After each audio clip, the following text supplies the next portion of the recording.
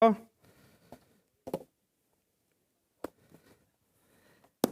vais enlever mon masque.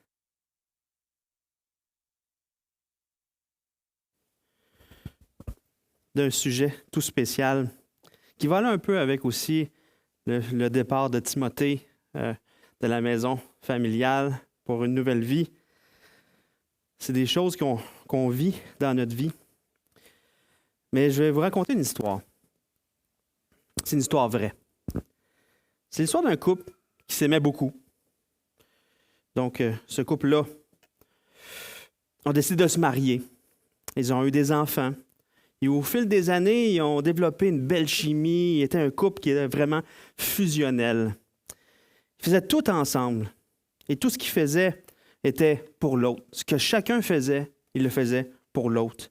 Mais à un moment donné, malheureusement, lorsqu'ils sont arrivés vers la fin de la cinquantaine, le mari tombe gravement malade et finit par mourir de cette maladie. La veuve vit un profond chagrin. Il arrive la cérémonie funéraire et on voit que la dame est complètement déconnectée, elle n'est pas là, elle fixe le vide. Après la journée, elle retourne chez elle. Les semaines passent et les enfants de la dame voient bien qu'elle ne va pas mieux. Ils lui offrent de l'aider à faire du ménage dans les affaires de son mari, mais elle refuse. Elle ne veut vraiment pas que quoi que ce soit change dans la maison, ni dans la chambre, ni dans son garage. Il faut vraiment que tout reste pareil comme c'était.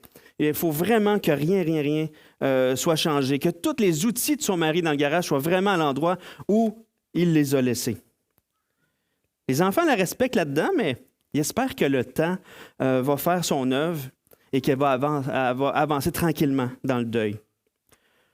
1 ou 2 mois plus tard, la dame invite ses enfants à manger chez elle. Ils sont contents parce que c'est la première fois qu'elle les invite depuis le décès de son mari, qui est leur père, finalement. Mais ils ont un petit malaise. Ils constatent que tout est resté comme avant dans la maison, c'est identique à comme c'était, complètement. Et même le repas qui va être servi, c'est le repas préféré de son mari. Les enfants sont un peu mal à l'aise avec ça. Ils voient que leur mère n'avance pas du tout dans le deuil. Encore quelques mois plus tard, les enfants remarquent que la dame s'habille de plus en plus en vert et vient de s'acheter une voiture verte. Et elle veut aussi repeindre la maison en vert. Le vert était la couleur préférée de son mari. Donc, la dame refuse complètement d'accepter le décès de son mari. Elle vit comme son mari est encore vivant. Elle vit comme son mari est encore attaché à elle. Et tant qu'elle va rester dans cet état-là, jamais elle va se donner le droit ou jamais elle va avoir l'occasion de vivre une nouvelle vie ou de bâtir des nouvelles aventures, des nouvelles choses, de bâtir quoi que ce soit de nouveau. Elle est restée attachée à son mari qui est mort. Pourquoi je vous raconte cette histoire-là ce matin? C'est qu'on va parler du deuil aujourd'hui. Pas du deuil d'une personne que vous avez perdue. Mais peut-être que le message va vous aider, par exemple, si vous avez perdu quelqu'un dernièrement ou v'là quelque temps aussi, ou puis vous avez de la difficulté à vivre ce deuil-là. Peut-être que le message va vous aider. Mais le deuil dont je vais vous parler ce matin est le deuil d'une personne qui était là, qui était présente, mais qui n'est plus. Et cette personne-là dont je vais parler, c'est nous-mêmes avant d'être enfants de Dieu. Donc, je vais parler du deuil du vieil homme. Du deuil, le vieil homme, on pourrait dire la vieille femme aussi. Donc, c'est notre ancienne nature, notre nature pécheresse qui a été clouée à la croix avec Jésus. Donc, je vais parler du deuil de cette ancienne nature-là. Du deuil du vieil homme qui est mort. Pourquoi je parle de ça? C'est que je veux qu'on puisse ensemble réaliser pleinement le décès de notre ancienne nature. Il y a eu un décès qui a eu lieu. Et parce que plus que je lis sur le sujet du deuil, plus que je rencontre des gens qui vivent le deuil, plus je vois que les personnes qui se remettent mieux du décès d'un proche sont celles qui réalisent pleinement le décès. Et pour les amener à réaliser pleinement le décès, lorsque je rencontre une famille endeuillée au salon funéraire, je leur conseille toujours, si l'incinération n'a pas eu lieu encore, ou si la cérémonie va être avec le corps, c'est vraiment de voir le corps avant l'incinération, même si c'est difficile. Je leur dis, allez voir le corps avant qu'il soit incinéré. Ou bien, vraiment, là, voyez la personne décédée. Et je leur conseille ça, mais pas juste ça, je leur conseille aussi que lors de l'enterrement, de participer à l'enterrement, activement à l'enterrement, soit en portant une fleur comme symbolisant une pelletée de terre ou carrément mettre une pelletée de terre. Et il y a même des familles qui font l'enterrement au complet, qui le complètent. Ils mettent toute la terre aussi. Et je remarque que les personnes qui avancent mieux dans le deuil sont celles qui ont pleinement réalisé le décès. Et ceux qui réalisent le décès sont ceux qui finissent par mieux accepter le décès de la personne qu'ils ont aimée. Puis une fois la réalisation et puis l'acceptation faite du décès, bien, ces familles-là vont vivre petit à petit une nouvelle vie, des nouvelles joies. Ils vont développer une nouvelle manière de vivre sans la personne qu'ils ont perdue. Ils vont bâtir des nouveaux souvenirs et ne plus vivre en fonction de cette personne qui est décédée. Et c'est là qu'on peut voir une veuve que si elle désire, elle se remarie. C'est là qu'on peut voir aussi, puis qui est capable de vivre un bonheur complet avec cet autre homme-là. Et c'est là qu'on voit des gens qui ont perdu un ami bâtir des nouvelles amitiés aussi. Il y a des nouvelles manières de vivre qui se bâtissent. Et pourquoi je parle du deuil de notre ancienne nature aujourd'hui? C'est que souvent, en tant qu'enfant de Dieu, on vit comme cette femme qui vit en fonction de son mari qui est mort. Elle vit comme si elle voulait encore plaire à son mari. Et souvent, en tant qu'enfant de Dieu, on n'a pas fait pleinement le deuil de notre ancienne nature et nous vivons en fonction d'elle qui est morte.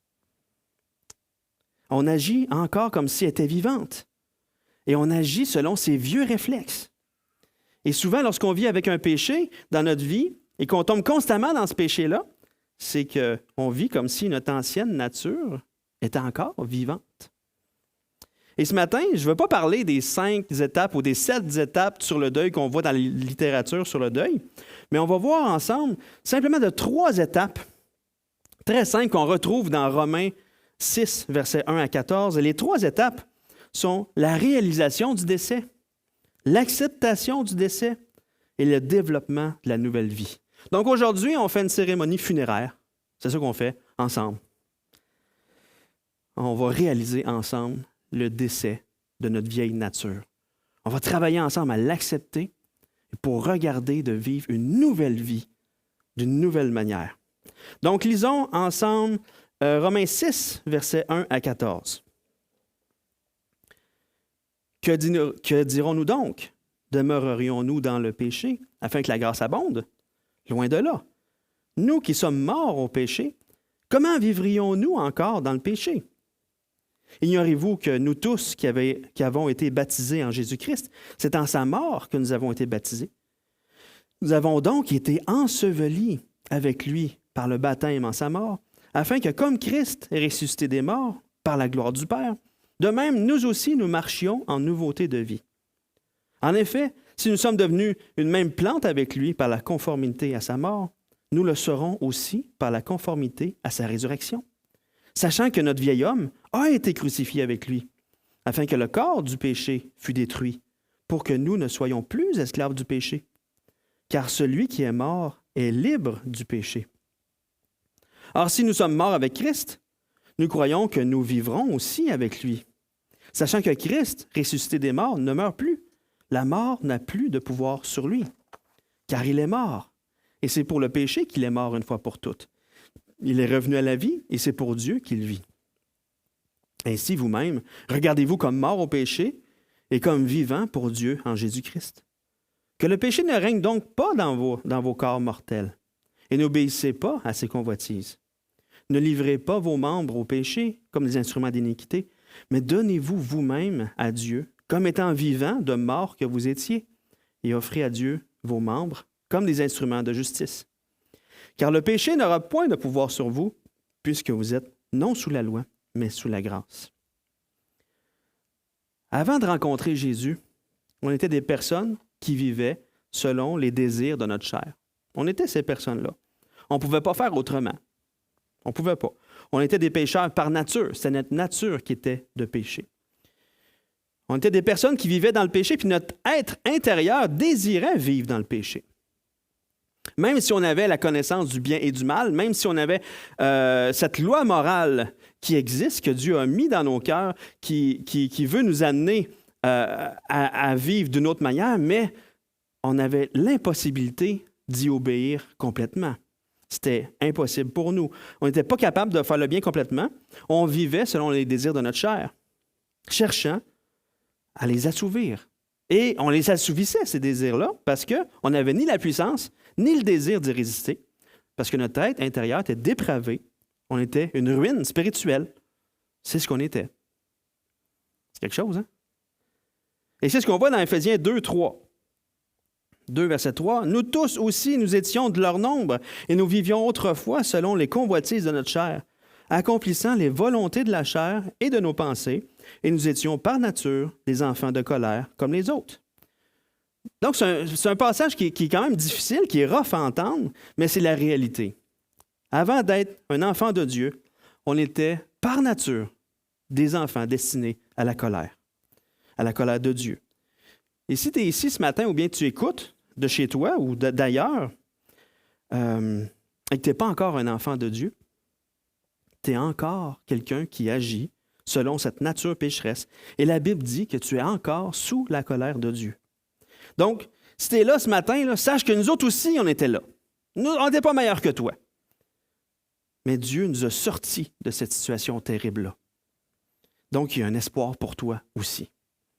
Et dans Éphésiens 2, versets 4 et 5, il est écrit « Mais Dieu, qui est riche en miséricorde, à cause du grand amour dont il nous a aimés, nous qui étions morts par nos offenses, nous a rendus à la vie avec Christ. C'est par grâce que vous êtes sauvés. » Donc, Dieu, dans son amour, sa compassion, il a vu notre misère et il a dit « Je vais aller les sortir de là. » Il a vu notre état de péché, notre état de mort spirituelle et dit « Je veux les sortir, les délivrer de ce vieil homme-là, de cette nature pécheresse qui nous amène à vivre sans Dieu, finalement. » Ce qu'il a fait, il a envoyé son Fils, Jésus-Christ, vivre une vie complètement sans péché. Une vie sainte, selon les standards de sainteté de Dieu qui est saint. Mais même si Jésus a vécu cette vie sainte-là, s'il était resté là, on serait encore sous la colère de Dieu. Donc non seulement Jésus a vécu la vie parfaite que nous n'étions pas capables de vivre, mais en plus, cette vie parfaite-là, il l'a offerte sur la croix pour nous, en substitut à notre vie. Et sur la croix, Dieu le Père a déversé toute la colère qu'il avait contre le péché sur Jésus. Jésus, sur la croix, subit cette colère-là que nous, on méritait, pour qu'on n'aille pas à subir cette colère-là. Donc, on était condamnés, puis Jésus a subi la condamnation à notre place. Et Dieu offre à toute l'humanité le pardon de ses péchés. Et tout ce qu'on a à faire, c'est de le prendre par la foi, ce cadeau-là que Dieu nous offre. C'est de reconnaître que sans Jésus, sans ce que Jésus a fait sur la croix pour moi, je serais perdu et que je ne peux pas du tout me sauver moi-même. C'est impossible pour nous-mêmes de nous sortir de cet état de perdition-là parce que notre vieille nature était impossible, c'était impossible pour elle de faire quoi que ce soit pour se racheter. Donc, c'est d'abandonner tout espoir de nous sauver nous-mêmes et de se tourner vers Jésus pour saisir son cadeau, le don gratuit de la vie éternelle, le pardon de nos péchés. Donc, lorsqu'on met notre foi, notre confiance en ce que Jésus a fait sur la croix, au lieu de le mettre dans mes propres efforts pour être pardonné, Dieu m'identifie à la mort de Jésus sur la croix. Il prend mon ancienne nature et la met et la cloue sur la croix avec Jésus. Il m'identifie à son ensevelissement. Il m'identifie à sa résurrection. Donc, il me fait ressusciter avec Jésus. Il me donne un nouveau moi, une nouvelle nature qui est identifiée à la sainteté de Jésus, qui, elle, cette nouvelle nature-là, ce nouveau moi, cette nouvelle personne-là, veut marcher avec Jésus. Cherche à glorifier Dieu. C'est notre nouvelle manière de penser maintenant. Donc, Dieu a fait mourir notre vieil homme, notre vieille nature, et nous donne une nouvelle nature qui veut vivre autrement. Donc, si tu as mis ta foi dans le sacrifice de Jésus sur la croix, tu n'es plus un enfant destiné à la colère, tu es maintenant un enfant de Dieu, destiné à une vie éternelle. Tu n'es plus caractérisé par le péché, mais par la sainteté. C'est une bonne nouvelle. Mais là, tu te dis, hey, ça fait des années que je suis un enfant de Dieu. Puis je lutte constamment avec des péchés qui reviennent, puis des fois, j'ai envie de tout simplement abandonner le combat. De toute façon, je suis sous la grâce. Mais c'est pour ça que l'apôtre écrit Romains 6, versets 1 à 14. Paul veut nous amener à réaliser qu'il y a eu un décès. Il y en a eu un décès. Il veut nous amener à accepter le décès, puis il veut nous amener à marcher pleinement dans cette nouvelle vie d'enfant de Dieu. Donc, l'apôtre nous invite certainement pas à accepter le statu quo par rapport au péché, ni nous asseoir sur la grâce pour continuer à pécher. On le voit vraiment au travers des versets 1 et 2 du chapitre 6. Il dit, « Que dirons-nous donc? Demeurerions-nous dans le péché afin que la grâce abonde? Loin de là. Nous qui sommes morts au péché, comment vivrions-nous encore dans le péché? » Donc, Paul nous dit qu'un enfant de Dieu ne veut pas demeurer dans le péché. Et c'est quelque chose d'impensable. Il nous dit qu'on est mort au péché.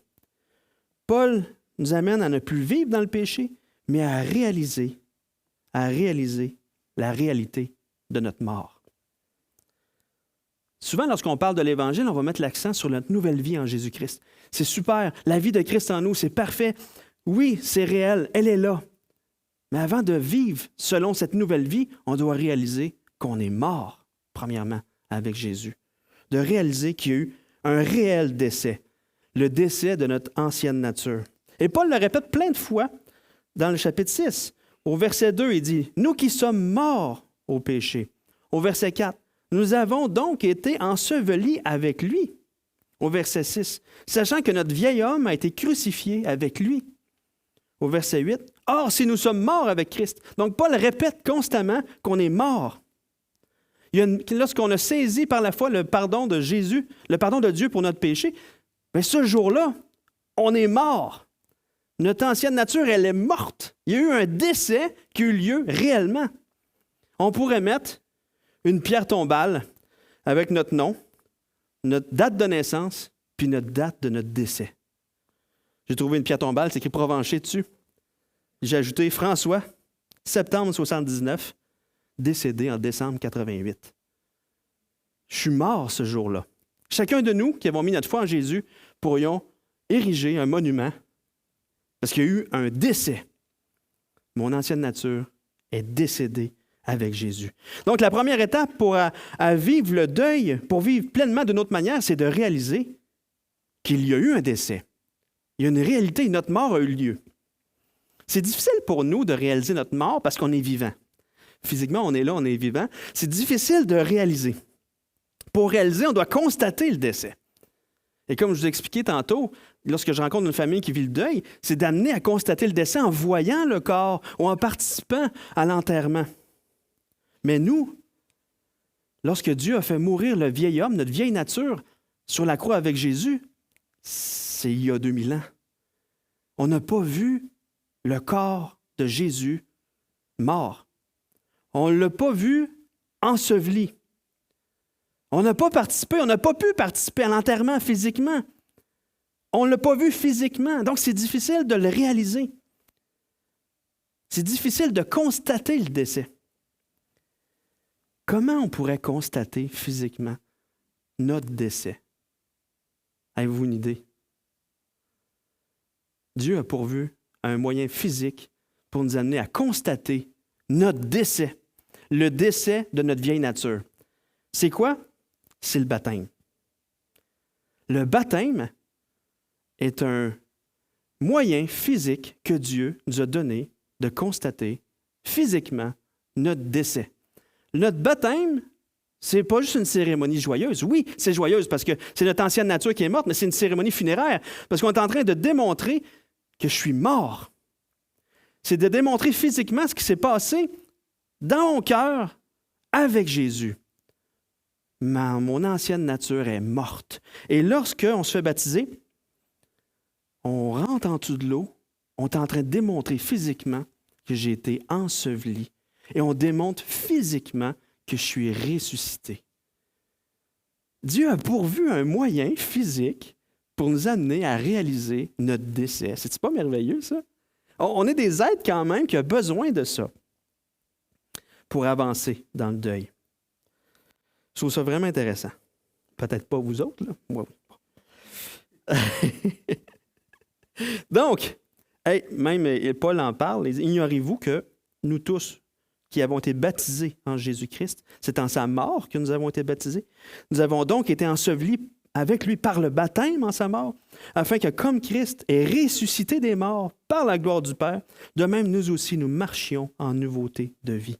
Donc le baptême est réellement un outil que Dieu nous donne pour constater le décès, pour constater qu'on était vraiment unis à la mort de Jésus sur la croix, à son ensevelissement et à sa résurrection. Donc, pour pouvoir vivre le deuil de notre ancienne nature, pour vivre autrement et non attaché à ces vieux réflexes, on doit premièrement réaliser réellement la mort de ce vieil homme, de cette vieille nature-là, qui, en passant, c'est pas une tragédie, parce qu'elle était dépravée, cette vieille nature-là. C'est une joie que cette vieille personne-là soit morte, finalement. C'était pas un mari gentil qui prenait soin de nous. C'était un mari pas gentil qui prenait juste soin, qui voulait juste penser à lui, puis juste assouvir ses désirs. Donc, c'est une bonne chose. Mais quand même, il y a un deuil qui se vit, on va voir un peu plus tard. Donc, la deuxième chose pour vivre le deuil du vieil homme ou de la vieille nature est d'accepter le décès. Donc, la deuxième étape, c'est l'acceptation du décès. Tout à l'heure, la dame qui vivait comme si son mari était encore en vie, elle n'avait pas accepté le décès de son mari. Et pour notre vie chrétienne, parfois, on vit comme si notre ancienne nature était encore là et comme si on allait vivre en fonction, on allait lui obéir à ses convoitises. Parce que dans notre chair, il y a encore des anciens vestiges de notre ancienne nature. Il y a encore des vieux réflexes. Notre vieil homme, notre ancienne nature a habitué notre chair à vivre d'une manière. Habitué à vivre des plaisirs ou des comportements qui étaient le péché. Puis dans notre chair, il y a encore ces vieux réflexes-là du vieil homme d'agir comme avant, mais qui n'est pas selon notre nouvelle nature. Et parfois, on vit en fonction de ça. Des péchés qui satisfaisaient la chair. Et si on n'accepte pas la mort du vieil homme, on va vivre comme si on était encore assujetti au péché, comme si on était encore esclave du péché. Et l'apôtre Paul veut nous amener à accepter le décès pour qu'on ne vive plus en fonction du péché, pour qu'on vive d'une manière différente, donc on réalise qu'il y a eu une coupure qui a été faite de cette nature pécheresse-là. Donc les versets 6 et 7, il en parle, versets 12 et 13 aussi. Il dit, sachant que notre vieil homme a été crucifié avec lui, afin que le corps du péché fût détruit. Donc, il y a une coupure qui se fait pour que nous ne soyons plus esclaves du péché, car celui qui est mort est libre du péché. Quand on réalise le décès d'une personne, on réalise, puis quand on accepte qu'il y a une coupure qui a été faite, que les choses vont être différentes à l'avenir. Donc, le verset 12, que le péché ne règne donc pas dans vos corps mortels et n'obéissez pas à ses convoitises. Ne livrez pas vos membres au péché comme des instruments d'iniquité. Donc, il y a des choses que nous n'allons plus faire. Quand on accepte le décès, il y a des choses que ça ne sera plus pareil. On va vivre d'une manière différente. Parce que lorsque quelqu'un meurt autour de nous, qu'on était proche de cette personne-là, pendant sa vie, il y a plein de choses qu'on a vécues ensemble. On est allé à la pêche. On a mangé au restaurant avec cette personne-là. Et si cette personne-là avait une spécialité culinaire comme cuisiner un bon pain de viande tout spécial, puis que vous aimiez manger ce pain de viande-là, bien, une fois que cette personne-là est décédée, lorsque vous réalisez sa mort et que vient l'étape de l'acceptation de la mort de la personne, vous acceptez tranquillement que toutes les choses que vous avez vécues avec cette personne-là, vous ne les vivrez plus jamais. Ah, il y a une réalisation là, qui se fait, là, une acceptation qui se fait. Ça veut dire que le pain de viande que cette personne-là faisait, que vous aimiez manger, bien, vous n'allez plus jamais manger de ça. Parce que cette personne-là n'est plus là. Donc, non seulement tu fais le deuil de la personne que tu as aimée, mais il y a aussi plein de petits deuils qui se passent dans ta vie. Hey, je ne ferai plus jamais telle activité avec cette personne-là. C'est là l'étape de l'acceptation, ce qu'on voit. Oh, ma vie va être différente maintenant. Je le réalise qu'elle est décédée. Je l'accepte, je vais vivre autrement. De la même manière, lorsqu'on constate la mort de notre ancienne nature, que je vous rappelle qu'il y a quelque chose de joyeux, hein? Ben, puis qu'on l'accepte, même si notre chair réclame encore des choses du péché que notre ancienne nature aimait, on doit apprendre à faire des deuils concernant ces choses-là. Pour pouvoir faire des deuils, ben, de réaliser qu'on n'est plus esclave de ces choses-là. Parce que le péché ne règne plus dans notre corps. C'est différent. On peut ne pas obéir à ces convoitises-là. Et on fait plein de petits deuils. Juste un exemple. Lorsque je jouais dans un band de musique folklorique, lorsque j'étais en spectacle, j'étais un personnage. C'était un peu l'image du personnage que je voulais projeter. Et mon personnage fumait la pipe en spectacle. Donc, je fumais la pipe pendant que je jouais du violon. C'est à l'époque où on avait le droit de fumer à l'intérieur, dans les salles de spectacle. Donc, je fumais juste en spectacle. Mais petit à petit, je me suis mis à aimer le petit feeling que le tabac m'apportait. Je me suis mis à fumer en dehors des spectacles pour ensuite fumer la cigarette. J'ai fumé la cigarette pendant 2 ans. Je fumais pas beaucoup, juste un paquet par semaine. Mais je l'aimais-tu, ce feeling-là? Je l'aimais, le feeling du petit buzz. Lorsque, personnellement, j'ai décidé d'arrêter de fumer, ben, il a fallu que je réalise que j'allais plus jamais avoir ce feeling-là du petit buzz que j'aimais tant de la cigarette. Il a fallu que je fasse le deuil de ce feeling-là. Il a fallu que je me dise, « Ah, j'arrête de fumer. Ça veut dire que je ne vivrai plus jamais ça. » Donc, j'ai fait le deuil du buzz. Et aujourd'hui, je suis délivré parce que j'ai fait le deuil de ce buzz-là qui me rendait dépendant. Donc, je pouvais faire le deuil parce qu'en Jésus, je ne suis pas esclave de ma chair. Lorsque je vis des grands stress, par exemple, je vous avoue, ça m'arrive d'être tenté d'acheter un paquet de cigarettes. Je me dis, « Ah, ça me ferait-tu du bien une cigarette? » Mais je ne le fais pas parce que je suis mort à ça. J'ai fait le deuil. Mais c'est des souvenirs de feeling qui me feraient du bien. Mais encore là, c'est lié à ma chair.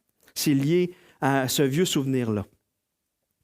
Donc, de la même manière, il y a plein de choses avec lesquelles plusieurs d'entre nous, incluant moi, là, écoute, là, il y a plein de choses dans ma vie que le Seigneur veut m'amener à faire des deuils par rapport à mon ancienne nature, comme la gourmandise, la dépendance affective, le flirt, le désir de vengeance, de contrôler, de quereller, le mépris, le favoritisme, le murmure, le chiolage, l'ingratitude. Plein de choses avec lesquelles on peut lutter, qui sont des caractéristiques de notre ancienne nature, mais que notre ancienne nature a entraîné notre chair à aimer ces choses-là ou à avoir ces soupapes de relaxation-là au travers de ces plaisirs-là, au travers de ces mauvais traits de caractère-là. En acceptant le décès, on se met à remarquer que ces manières de vivre-là sont liées à notre ancienne nature et pas à notre nouvelle. Et qu'on doit apprendre à faire des deuils. Et de réaliser, non, je suis mort à ça. Je suis mort à ça. Et lorsqu'on vient une tentation, on peut dire non, parce que je ne suis plus esclave de ces choses-là. Mon ancien moi est mort sur la croix avec Jésus. Et tout au long de notre vie, le Seigneur veut nous amener à faire des deuils de choses comme ça dans notre vie, de mauvais traits de caractère ou de choses reliées à la chair, de vieux réflexes reliés à la chair qui sont des péchés.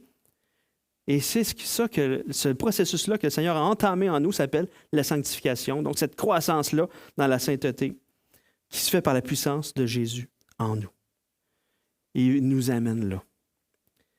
Mais le Seigneur veut nous amener encore plus loin dans notre processus de deuil. Il ne veut pas juste nous amener à réaliser notre mort, ni juste à l'accepter, mais il veut nous amener à vivre autrement. Il veut nous amener à développer une nouvelle vie.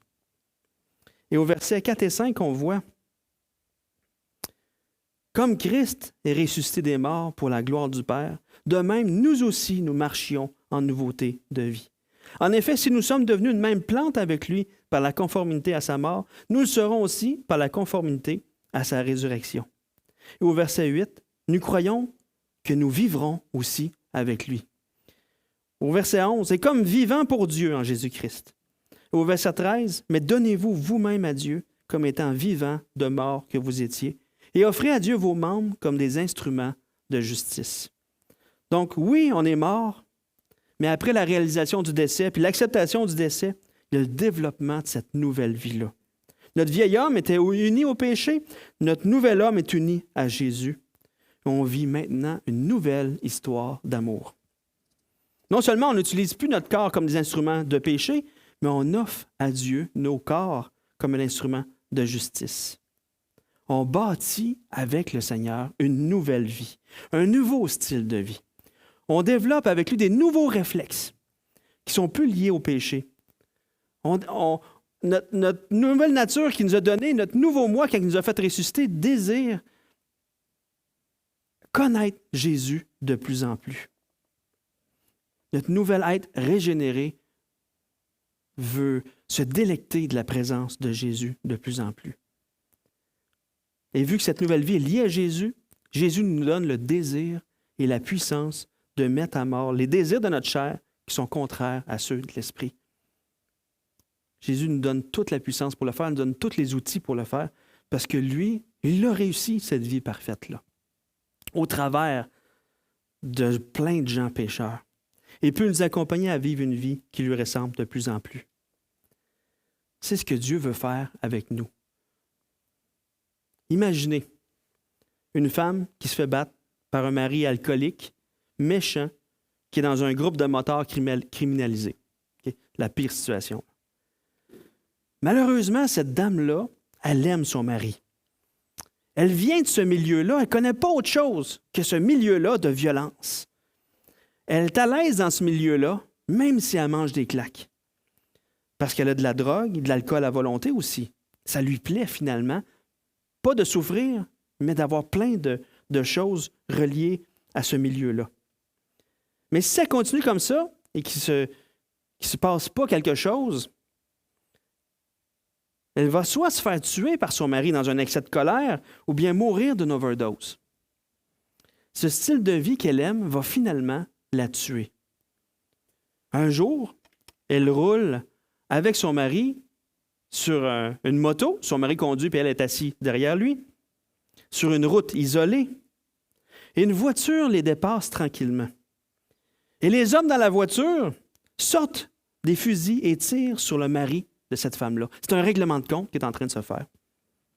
L'homme meurt, puis la moto part dans le fossé avec la femme qui est encore vivante sur la moto. Il y a un grave accident qui se passe. Un jeune homme très riche passe par là. Il s'arrête. Il appelle l'ambulance qui amène la femme à l'hôpital. Le jeune homme va la voir à tous les jours à l'hôpital. Le jeune homme lui paye tous les médicaments dont elle a besoin. Il lui donne plein d'attention. Elle vit un sevrage de drogue. Il l'accompagne dans toutes les étapes de son sevrage. Il lui paye tous les meilleurs spécialistes. Il lui donne tous les outils inimaginables pour l'aider à s'en sortir. Et vu qu'elle était gravement blessée et qu'elle n'était plus capable de marcher, il paye tous les meilleurs spécialistes pour faire les travaux avec elle pour l'amener à marcher de nouveau, réapprendre à marcher. Et lorsqu'elle sort de l'hôpital, il l'amène dans un petit appartement aménagé juste pour elle dans son grand manoir. Il la sort de son milieu de drogue puis de violence. Il se rend compte, elle se rend compte qu'il est fou amoureux d'elle. Et à mesure qu'elle apprend à le connaître, même s'il ne vient pas de son milieu, même si elle n'aurait jamais pensé un jour tomber amoureuse d'un homme de ce milieu-là, elle tombe aussi amoureuse de lui et elle goûte un bonheur qu'elle n'a jamais connu auparavant. Il la demande en mariage, elle l'accepte et ensemble ils vivent le parfait bonheur. Même si parfois la femme est tentée, des fois, ou a des souvenirs en lien avec son ancienne vie, en lien avec la drogue ou l'alcool, elle ne veut plus jamais retourner dans ce monde-là qui la détruisait. Elle est morte à ce monde-là. Elle goûte maintenant à quelque chose de vraiment meilleur. Cette relation d'amour avec son nouveau mari qui prend soin d'elle et lui fait connaître un bonheur qui est inestimable. Parce qu'il l'aime. Et c'est ce qui devient le plus précieux pour elle. Elle ne veut absolument pas que rien vienne interférer dans cette relation d'amour-là, dans laquelle elle est pleinement heureuse. C'est exactement ce que nous, on a vécu avec Jésus. Jésus a fait mourir le vieil homme qui nous détruisait.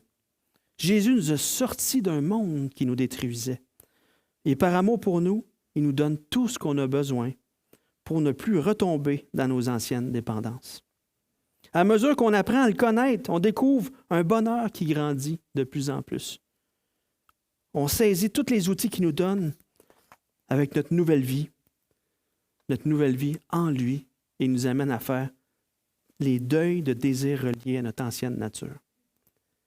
Croyons par la foi que notre proximité, notre relation d'amour avec lui est bien meilleure que les plaisirs ou les anciens réflexes de notre vieille nature qui se trouve dans la chair.